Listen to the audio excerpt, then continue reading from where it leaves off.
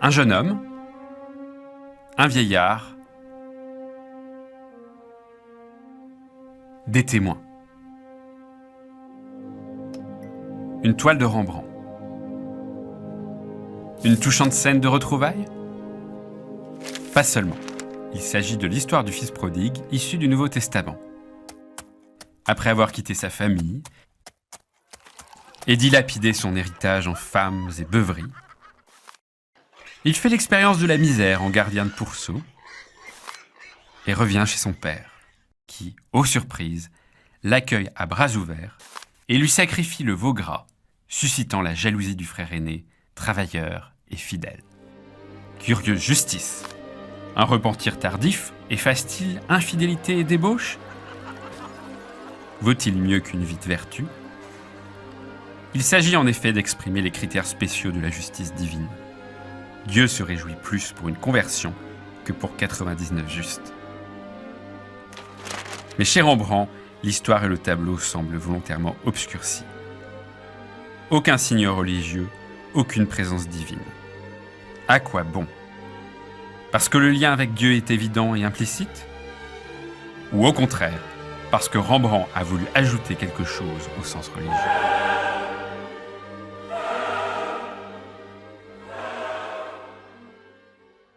Que reste-t-il vraiment de l'histoire du fils prodigue? Le fils d'abord. Pieds nus et chaussures usées, vêtements décousus dévoilant les jambes, simple cordelette en guise de ceinture, crâne rasé et rougi, visage émacié, paupières gonflées. À genoux, il a connu la déchéance et la honte. C'est un corps de martyr. Le père ensuite, un homme puissant et expérimenté, furieuse touche blanche, cheveux et barbe. Un homme sage et calme, les lèvres jointes. Un œil est tourné vers le fils, l'autre attiré par une pensée. Un homme riche et aimant, son vêtement réchauffe, nimble le visage de rouge, épouse la courbe de son crâne. Les mains réconfortent et soignent, l'une fine et claire, l'autre plus sombre et robuste. Le père enveloppe littéralement son fils. L'essentiel est là, sur cette scène de théâtre miniature. On dirait que les autres personnages font de la figuration. Le fils aîné, même manteau rouge que le père, au seuil d'un porche cossu, 2 serviteurs.